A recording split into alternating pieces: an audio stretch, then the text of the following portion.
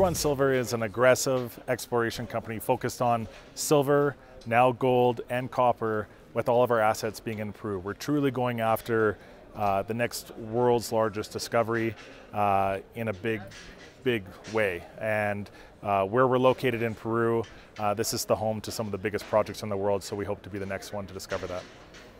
Yeah, so this is something that has come to light over the past few months.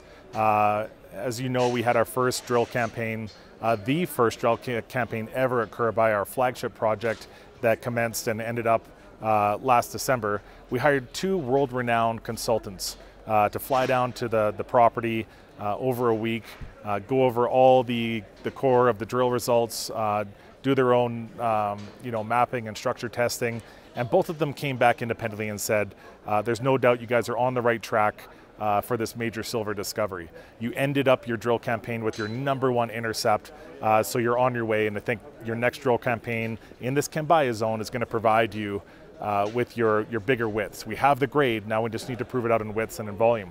They both came back independently and also said, we're not sure if you were totally focused on the silver or you missed it, but there's every indication you guys are sitting on or nearby a huge copper porphyry. Now this makes a lot of sense considering where we're located on this prolific copper porphyry belt, within 100 kilometers of 5 of the largest copper producers in Latin America, and they start up again in Chile. So this is super intriguing for us and for our geologist team that sees like a double story here. We have this epithermal vein system with the silver on surface and close to surface, with this copper porphyry driving the system up to surface. So it gives us two things to go after and target. The CS-AMT geophysics really allows us to hone in the targeting a little bit more. What depth are we going to be going after? What's the width? How far could this thing span? Really, we're such an early stage at Curibaya, and there are so many different things that are popping out that we want to attack them all at once, but we have to be prudent and go after one thing after another. But having a silver story with exceptional grades, following it up with this copper porphyry, it's truly the geologist dream. Yeah, so obviously no one is immune to what we've all been through in the capital markets since mid-April. I mean, they've come off a lot. The capital flow into junior mining exploration and even to the senior producers has been quite minimal. And so when we went out and raised $6 million in an incredibly difficult market, we wanted to make sure that our spend was very, very wise. So instead of just launching a drill program, just throwing drill holes wherever we could to see if we can hit something, we wanted to make sure our targeting and our process was very methodical. So we wanted to reduce our spend, make sure that we had a handful of 20 very legitimate targets before we bring the drill to site. So this CS-AMT geophysics will help us in that mapping, in that testing for that porphyry. And with the silver, we have current channel samples coming back, which will really guide us into our next drill program. So we have the drill on standby, ready to go, but we just want to make sure we have targets in hand, ready to go, and that we're not just going to drill for the sake of drilling. Yeah, so I think we're after that 6.1 that we raised, we're just shy of 4 million because we have been actively exploring, not just at Curibaya with the channel sampling, chip sampling, the mapping, the geophysics, but also up at our Hurricane Silver project, getting more information out of there, because those results that we announced from our northern area, Nanahuayco, with these incredible copper, nickel, cobalt, battery metals really deserve for us to go up and test some more. So back to capital preservation, we want to make sure that we're spending wisely. We have just shy of 4 million in the treasury, so we have enough to commence drilling. Is it enough to do exactly what we want? It'll never be enough.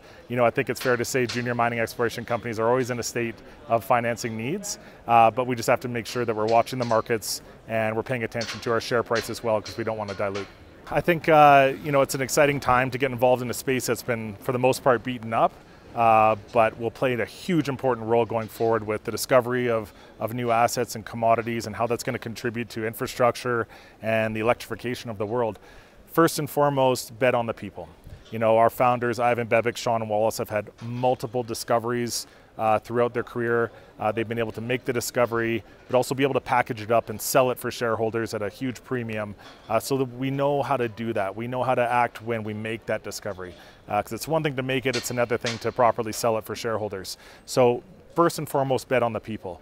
Secondly, the project itself should do all the talking. And in terms of Curibaya and Hurricane Silver in our portfolio, they do a lot of the selling for us. These are truly world-beating potential projects in their own right, and we have two of them. So really, to get involved, do your due diligence with people first. Know that they know not only what they're doing on the geological standpoint, but also in the capital markets. Investing in a private company is one thing. Knowing how to run a public company is an entirely different beast.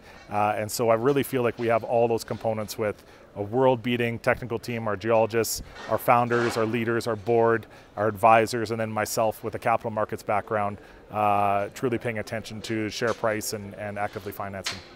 Yeah, I think my first investment happened when I was first starting out as an investment advisor at my former employer, and it was a Colombian gold project. And you know, back to the importance of betting on people, there were some great geological you know, notions that there was something great there, and they had analyst coverage, and they had all the hype around it that this was going to be something big, but at the end of the day it turned out to be something very little. And it was a very eye-opening moment for me, emotionally and financially, so I learned a lot. And I think you learn more going through something like that than you do you know, throwing money at something blindly and winning, because you know, now I know what investors look for, what they pay attention to, and obviously covering your bases along the way of have we crossed everything off, and are the projects and the fundamentals leading the charge of this project. So, which is why I feel so comfortable at Tier 1. I think the biggest thing that investors should be drawn to about Tier 1 Silver is that we have two premier projects in our portfolio, both of which have two projects essentially within them, two stories. We started off at Curibaya with extreme high grade surface samples, channel sampling, 300,000 grams per ton silver, a kilo of gold, and then this copper porphyry story coming in behind it.